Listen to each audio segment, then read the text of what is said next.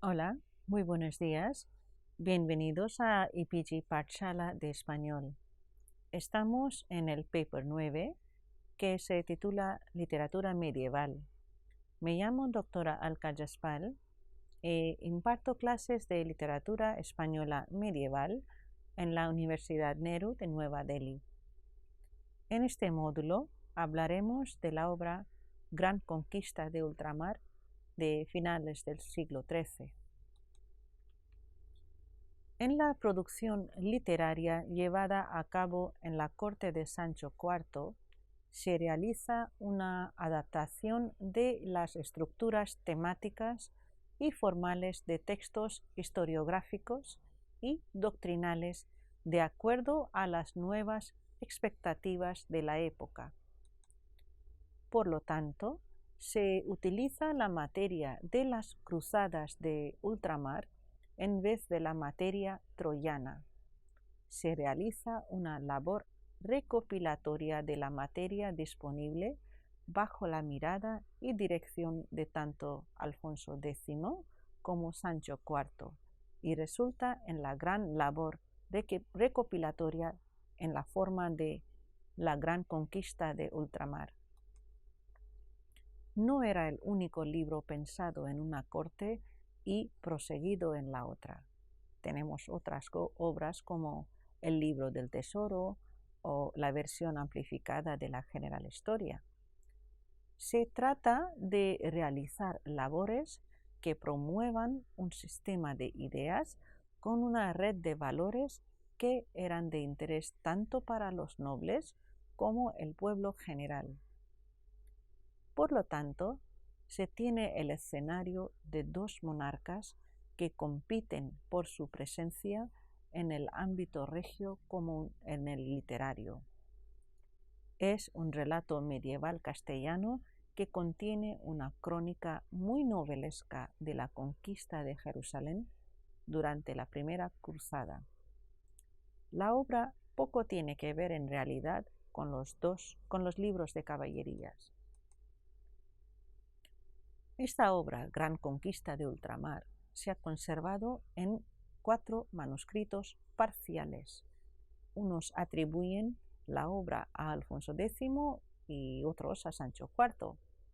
Fernando Gómez Redondo adopta una postura intermedia y piensa que el texto se inició bajo el reinado de uno y se terminó en el del otro. No hay una versión completa ni una versión manuscrita del texto, lo cual plantea problemas de fijar la extensión con la cual se concibió el proyecto.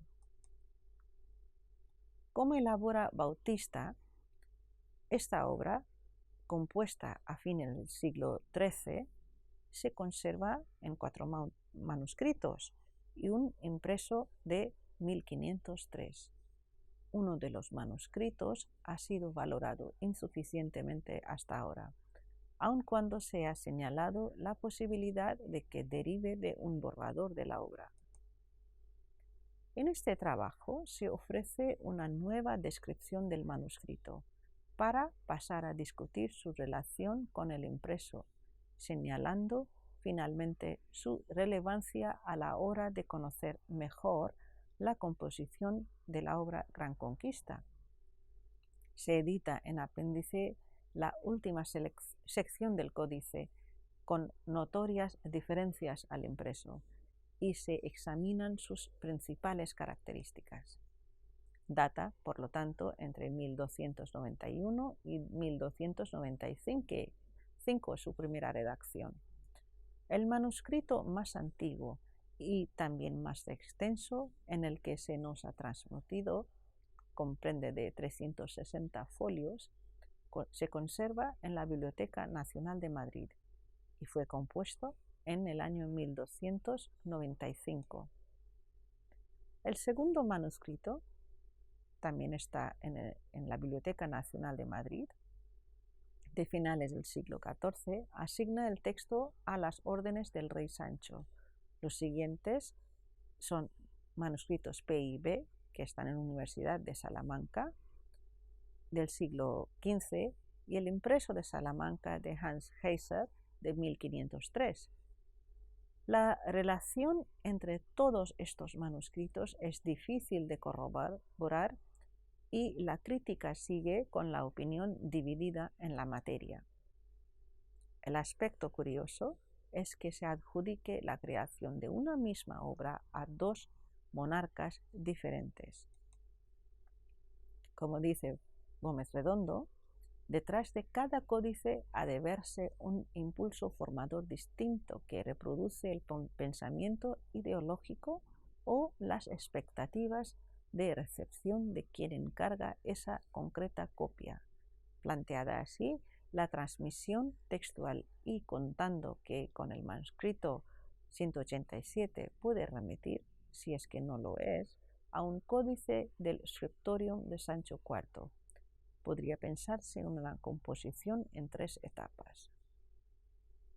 Estas serían una primera alfonsina en que se traduce la versión francesa de la obra Historia Rerum in Partibus Transmarinis Gestarum de Guillermo de Tiro, conocida como Heracles, para la general historia.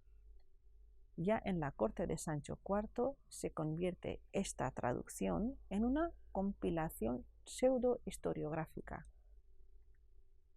Con la muerte del monarca se potencian los componentes de ficción caballeresca que pueden servir para educar al nuevo joven rey. En cuanto a la estructura, en la versión española, este relato de las cruzadas alterna materiales cronísticos con referencias poéticas que subrayan los sentidos o que trazan los personajes historiográficos. Como se ha comentado anteriormente, la obra se divide en 4 libros. Los cierres de cada uno de ellos ofrecen un rápido resumen de los hechos expuestos.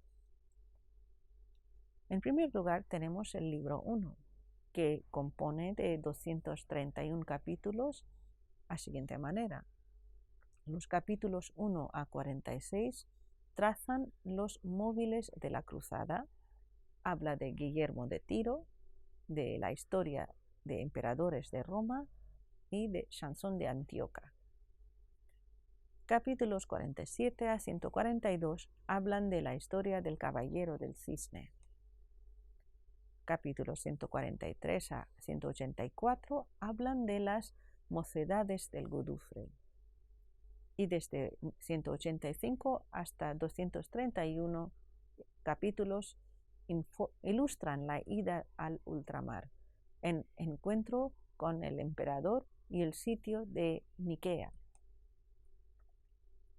Termina con las líneas: aquí se acaba el primer libro de la conquista de ultramar, según la mejor división, en el cual se contienen la causa y manera de cómo y por qué se movieron los altos hombres y devotos cristianos en esta santa romería, y de su primero desbarato. Asimismo, de cómo nació el Caballero de Cisne y sus hechos y linaje, y cómo fue suyo el ducado de Bouillon y después por sucesión de su nieto Godufrey, el cual fue uno de los principales peregrinos que vinieron a Jerusalén, y de lo que acaeció en principio de su camino con el emperador de Constantinopla a el de los otros hombres, y de cómo ganaron la ciudad de Niquea. Con estas líneas termina el primer libro. El segundo libro habla de la materia que retoma las ideas con las que termina el primero. Así se ve el desarrollo de las cruzadas. Se adecua a 2 ideas anunciadas en el cierre del libro 1, que son, diciendo que comienza el segundo libro que cuenta de lo que adelante les acaeció y cómo ganaron a Antioquía. Componen de 265 capítulos con la siguiente disposición temática. De 1 a 42 habla de acciones militares de Godufrey y de Baldovino. El capítulo 43 trata de las mocedades carolingias, por ejemplo, de Berta de Mainete. Capítulo 44 a 169 tratan de la conquista de Antioquia. De 170 a 207 tratan de la defensa del territorio y de sucesivos hasta 259 tratan de los episodios caballerescos de los cautivos del rey Corbalán. Al final de capítulos 260 hasta 265 tratan del acercamiento a Jerusalén. Este libro también empieza donde se cierra el anterior con las siguientes líneas. Aquí se acaba el segundo libro de la conquista de ultramar y síguese el tercero, el cual contiene lo que los peregrinos hicieron después de partieron de Antioquía hasta que eligieron rey de Jerusalén y hubieron allá algunas conquistas con los turcos. Empieza con las líneas que hemos mencionado. Al final del libro segundo empieza el libro tercero.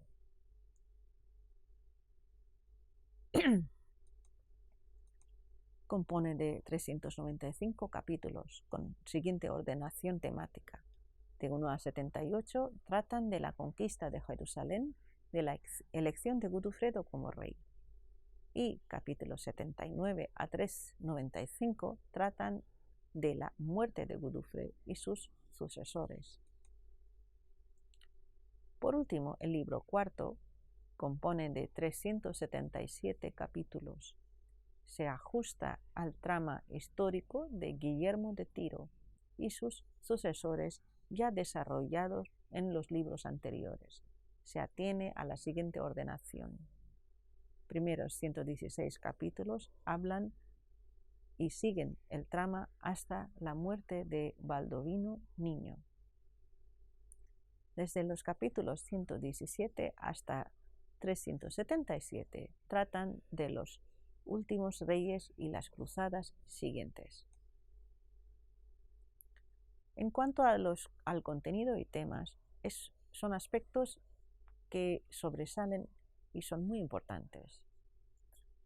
En la narración principal de Heracles se intercalan relatos del ciclo de las cruzadas y poemas en francés y provenzal, en su mayoría en estrofas monorrimas de versos alejandrinos. Los poemas franceses son el Chanson de Antioquia, la conquista de Jerusalén, los cautivos, Elias y los infantes de Godofredo de Bouillon, que incluye a su vez material de Chanson de Chevalier Ossini.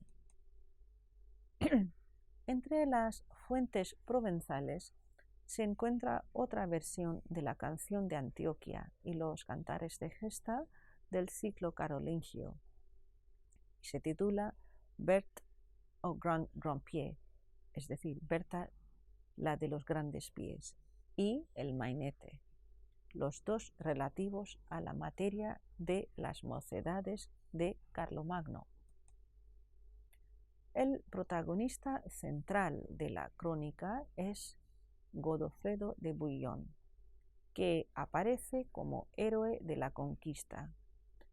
Al realce del caballero contribuye una fantástica genealogía que le relaciona con el caballero del cisne, con motivo de lo cual se narra la historia de carácter maravilloso de origen francés que, de este modo, se integra en la narración cronística. También se incluyen otras digresiones entre las que se encuentran el relato de los orígenes de Carlomagno, materia que es conocida en la cultura hispánica como el Mainete o el Román de Berta la de los grandes pies, ambos con origen en los cantares de gesta franceses. Tanto la historia del Caballero del Cisne como los poemas épicos provenzales que se integran en la crónica son los puntos de interés literario más destacados en este texto, pues nos dan noticia de la difusión en España de estos relatos poéticos en los que abunda el elemento maravilloso contra la extendida teoría del realismo axial de la literatura difundida en la península. En el primer lugar, tenemos el episodio del Caballero del Cisne. Se trata de una de las narraciones más poéticas de la literatura española medieval.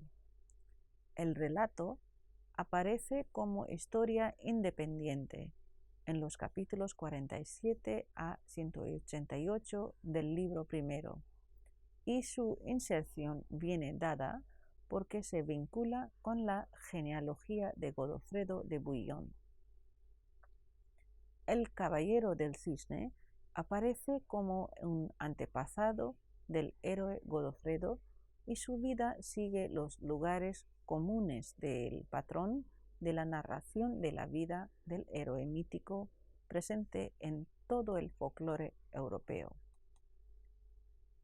En la primera parte aparece una serie apretada de motivos en los que predomina el aspecto sobrenatural, en la línea del cuento maravilloso.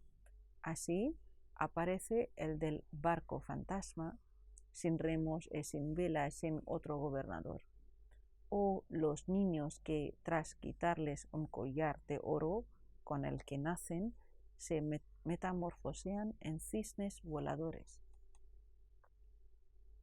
El relato teje dos tramas. Una procede de un chanson de geste perdido, a la que Gastón París denominó Isomberta, y otra que tiene su origen en la chanson de Chevalier au Cygne y las enfants de Godefroy de Bouillon, quiere decir mocedades de Godofredo de Bouillon. Cubre una serie de modelos narrativos muy conocidos de la época, materiales folclóricos, épicos e historiográficos, los romances de materia hagiográfica, hecho que indica la valoración tan especial que gozó en la época. Pero el aspecto importante es que tras su inclusión en el trama, los mismos hechos pierden esta orientación original y se dejan iluminar de la ficción. Sus ideas y sus personajes.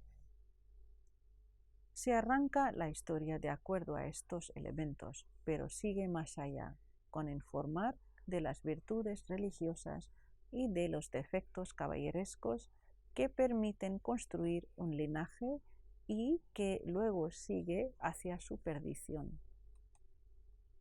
En resumen, toda la materia argumental revela la manera como el nuevo linaje se asienta en los componentes caracterológicos con el cual tres mujeres definen la identidad del Caballero del Cisne. Isomberta, la esposa abandonada y la madre calumniada. La segunda, Beatriz, la mujer, simboliza la conquista caballeresca. Y por último, Ida, la hija abandonada, quien a su vez será la madre de Godofredo. Cada una de ellas cumple una función distinta.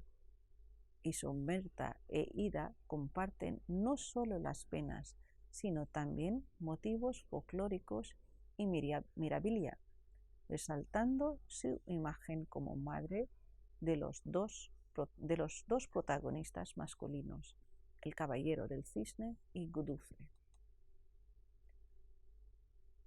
Las digresiones narrativas que se incluyen en la obra verifican la lectura a voz alta con el cual este texto se transmitiría.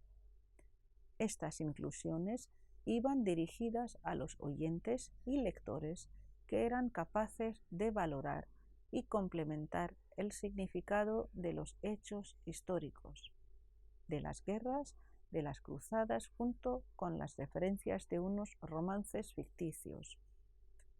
La vinculación de los linajes es la clave que permite la inclusión del resumen de los textos carolingios de Berta y Mainete.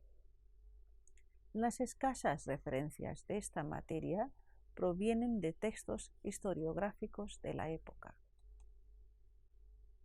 En el segundo lugar tenemos el episodio de Berta, la de los grandes pies. Aparece en el libro 1 con el episodio de un infanzón llamado Volker über de Chartres. Bertrada de Laon, históricamente, era hija de Cariberto Ardral, conde de Laon, y de Gisela de Laon. También es conocida como Berta.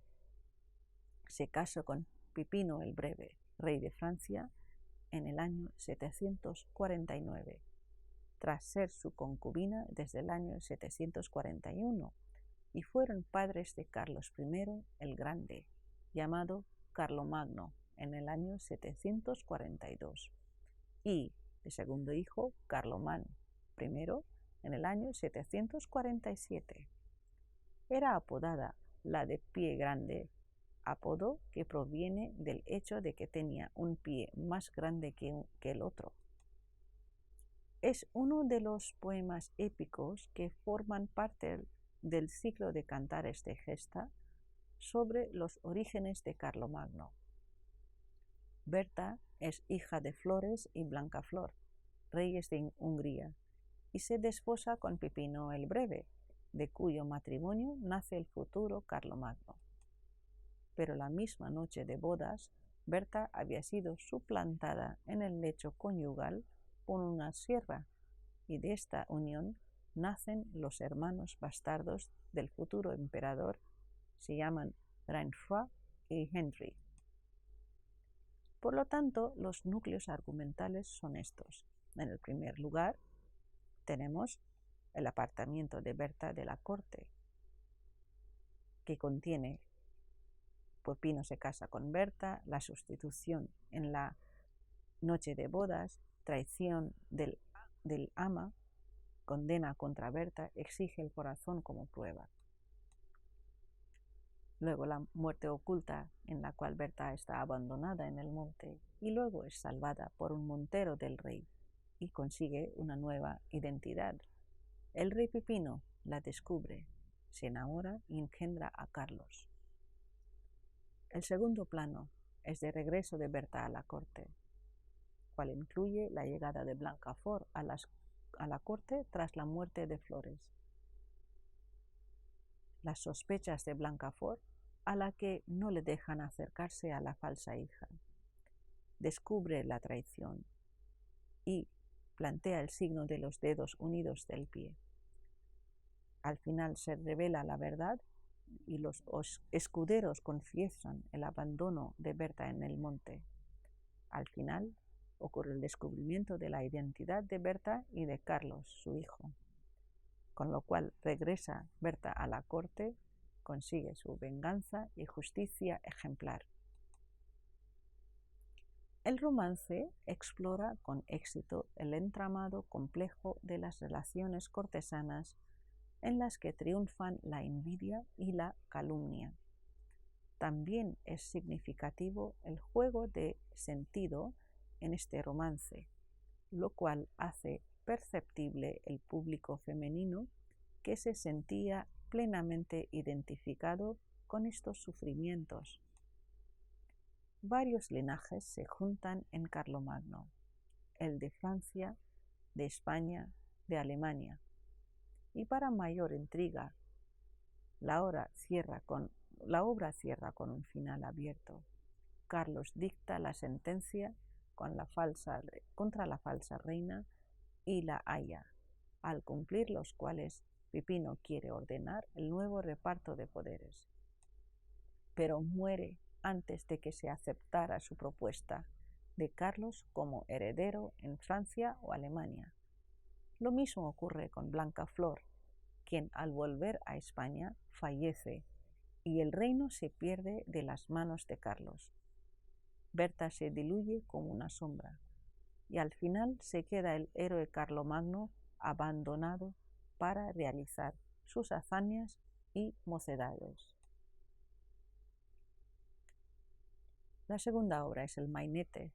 Sobre el emperador Carlomagno también hubo leyendas urbanas en la literatura castellana. A través de algunos cantares de gesta de su conversión historiográfica y de su posterior novelización, la Edad Media nos cede estos interesantes relatos legendarios, plagados de variantes en los que podemos aún recrear nuestra imaginación.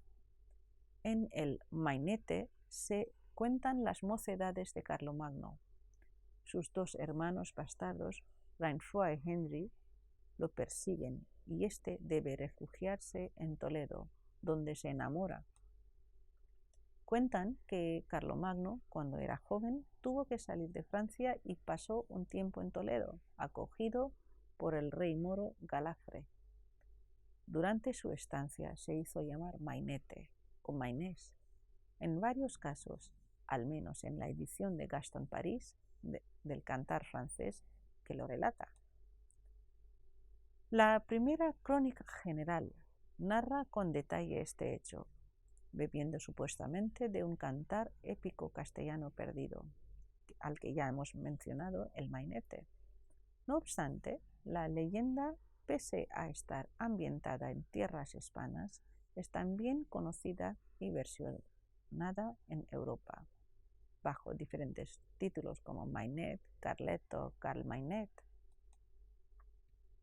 Las aventuras de Mainete por campos toledanos reúnen todos los ingredientes del género, sus amoríos, traiciones, batallas, identidades ocultas, despechos, palacios, caballeros y princesas.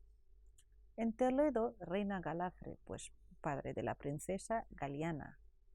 Galiana es pretendida por varios nobles, entre ellos el enorme Bramante, a quien ella no ama y con quien se acabará desatando una guerra.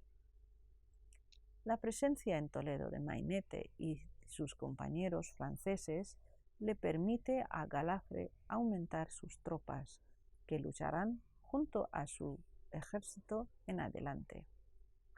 Y Galiana, por su parte, se rinde al enamoramiento, sin saber aún que Mainete es el futuro emperador de Francia.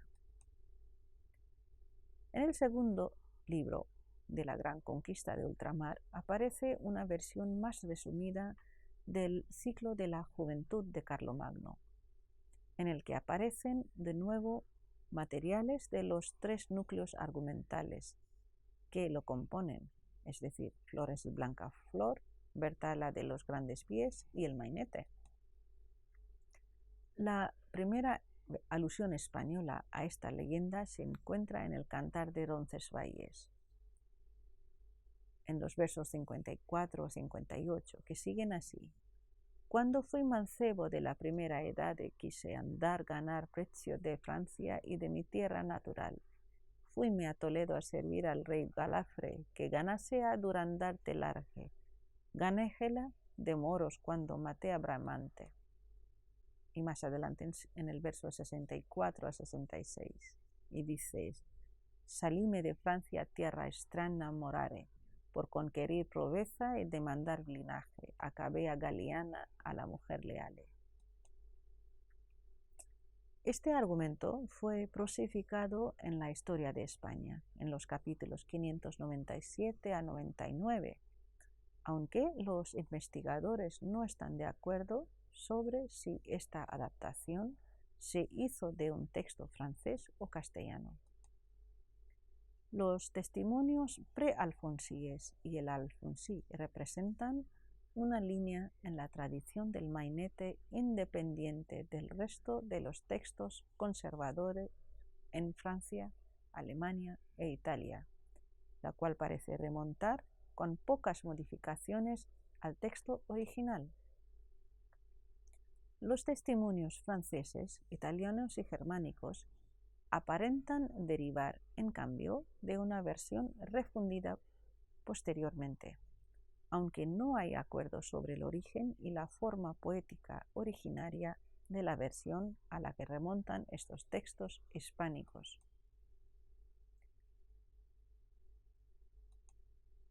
La obra Gran Conquista se ocupa más por la construcción del linaje del héroe.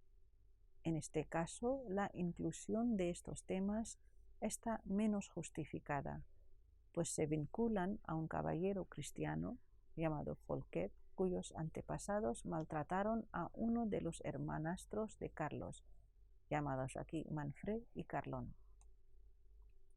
La trama es bastante confusa en su comienzo. Las diferencias de esta sucinta versión son que Flores y Blancafort son reyes de Almería y no de Hungría. La trama es bastante confusa en su comienzo. Como dice Inés Fernández Ordóñez en su trabajo que se titula El tema épico legendario de Carlos Mainete y la transformación de la historiografía medieval hispánica entre los siglos XIII y XIV, las diferencias de esta sucinta versión son que Flores y Blancafort son reyes de Almería y no de Hungría, y conquistan territorios en África y España, y que los grandes pies de la versión francesa son ahora pies de oca, quiere decir dedos unidos, lo cual vincula a Berta con tradiciones más arcaicas. En esta versión, además, Carlos vence al rey moro de Zaragoza en el Val de Samoraín, un lugar de la región de Toledo, en la que consigue hacerse con su espada Durandarte. Con esto llegamos hacia el final de este módulo. Les invitamos a estudiar este tema de acuerdo a los links mencionados en el texto y también a las diferentes ponencias que aparecen en slideshare.com. Muchas gracias.